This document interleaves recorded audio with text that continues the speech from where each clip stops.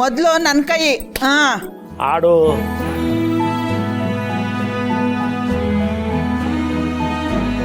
ನೋಡು ಹೆಂಗೆ ಹೆಂಗೆ ಹೆಂಗೆ. ಅಯ್ಯೋ ಆಡೆ, ನನ್ನ ಆಟ ಬರ್ಲಿ, ನಾನು ಆಡ್ ತೋರಿಸ್ತೀನಿ. ಇದಕ್ಕೆಲ್ಲ ಅದೃಷ್ಟ ಬೇಕಪ್ಪ, ಅದೃಷ್ಟ. ಅದೃಷ್ಟ ನನಗಿಲ್ಲ ಅಂತೀಯಾ? ನೋಡ್ಬೇಕಿತ್ತು ಅಂಗಡಿ ತಾವ್ ನನ್ನ ಅದೃಷ್ಟನ. ಅಣ್ಣ ಅವ್ರಿಗೆ ಹೆಂಗೆ ಸ್ವಾಗತ ಕೋರಿದ್ರು ಗೊತ್ತಾ? ಹಾ ಅದು ಅದೃಷ್ಟದಿಂದ ಅಲ್ಲ, ಆರ್ಯ ಸಾರಿಂದ. ನಿಮ್ಮ ಯಜಮಾನ್ರು ಅವನಿಗೇನಾದ್ರೂ ಅಂಗಡಿ ಮಾರಿದಿದ್ರೆ ಇವತ್ತೆಲ್ಲಿರ್ತಿತ್ತಿ ಸ್ವಾಗತ. ನಿಜ ಪುಷ್ಪ, ನಿಜ. ಅವತ್ತು ನಿಮ್ಮ ಯಜಮಾನ್ರು ನಮ್ಮ ಮನೇಲಿ ಆರ್ಯ ಸರ್ ನೋಡಿ ಆ ರಘುಪತಿನ ಯಾರಂತಾನೆ ಗೊತ್ತಿಲ್ಲ ಅನ್ಬಿಟ್ನಲ್ಲ. ಆ ರಘುಪತಿ ನೋಡ್ಬೇಕಾಗಿತ್ತು.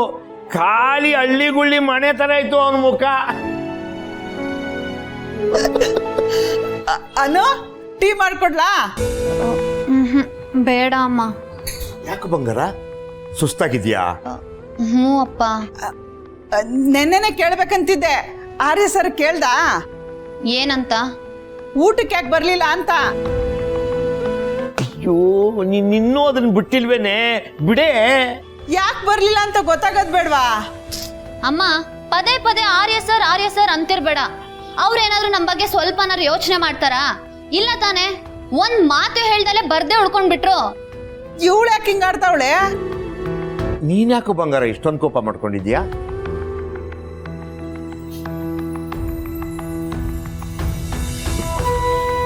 ತಗೊಳ್ಳಿ ಅಪ್ಪ. ಏನಿದು? ಪತ್ರ ಅಮ್ಮ, ಆರ್ಯ ಸರ್ ಕೊಟ್ಟಿರೋದು. ಪತ್ರ? ಕನ್ನಡಕ ಕೊಡಮ್ಮ.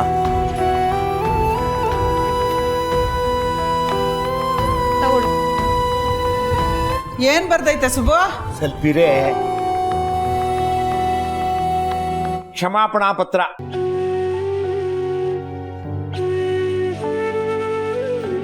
ಪ್ರೀತಿಯ ಸುಬ್ರಹ್ಮಣ್ಯ ಸಿರಿಮನೆ, ಪುಷ್ಪಾ ಸಿರಿಮನೆ ಮತ್ತು ಅನು, ನೀವು ತುಂಬಾ ಪ್ರೀತಿಯಿಂದ ನನ್ನನ್ನ ಊಟಕ್ಕೆ ಆಹ್ವಾನಿಸಿದ್ರಿ. ಆದರೆ ಕೆಲವು ಕಾರಣಾಂತರಗಳಿಂದ ನನ್ನಿಂದ ಬರಲು ಸಾಧ್ಯವಾಗಲಿಲ್ಲ ಮತ್ತು ಬರಲು ಆಗಲಿಲ್ಲವೆಂದು ತಿಳಿಸಲು ಸಹ ಆಗಲಿಲ್ಲ. ನನ್ನಿಂದಾದ ತಪ್ಪಿಗೆ ನನಗೆ ಸಾಕಷ್ಟು ಬೇಸರವಾಗಿದೆ. ನೀವು ನನಗಾಗಿ ಬಹಳಷ್ಟು ಸಮಯ ಕಾದಿದ್ದೀರಿ. ನನ್ನಿಂದಾಗಿ ನಿಮ್ಮ ಮನಸ್ಸಿಗೆ ನೋವಾಗಿದೆ. ನಾನು ನಿಮ್ಮೆಲ್ಲರನ್ನೂ ಮನಪೂರ್ವಕವಾಗಿ ಕ್ಷಮೆ ಕೇಳುತ್ತೇನೆ. ನೀವು ನನ್ನನ್ನು ಕ್ಷಮಿಸಿದ್ದೀರಿ ಎಂದು ಭಾವಿಸುತ್ತೇನೆ. ನಿಮ್ಮ ವಿಶ್ವಾಸಿ ಆರ್ಯವರ್ಧನ್. ನೋಡ್ದ ಸುಬ್ಬು, ನನಗೆ ಚೆನ್ನಾಗಿ ಗೊತ್ತಿತ್ತು ಆರ್ಯ ಸರು ಬೇಕು ಅಂತ ಹಿಂಗ್ ಮಾಡಲ್ಲ ಅಂತ.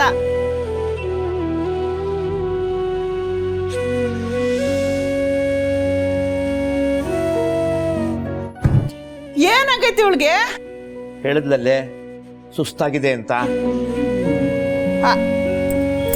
ನನ್ನ ಆಟ ಇದೆಲ್ಲ ಚೆನ್ನಾಗಿ ನೆನಪಿರ್ತದೆ. ಆಡು. ನೀನೇ ಆಡ್ತಾ ಕೂತ್ಕೊಂಡ್ಬಿಡು.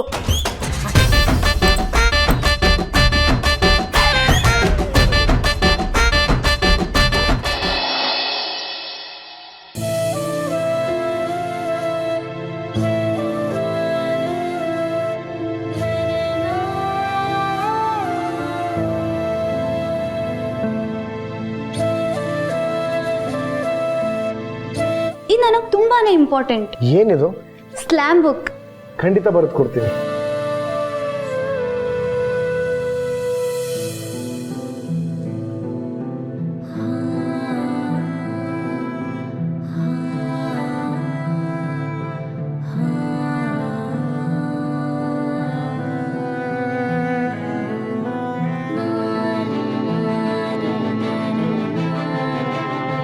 ನಿಮಗೆ ಆರ್ಯ ಸರ್ ಮೇಲೆ, ಆರ್ಯ ಸರ್ಗೆ ನಿಮ್ಮ ಮೇಲೆ ಪ್ರೀತಿ ಇದೆ ಅಂತ.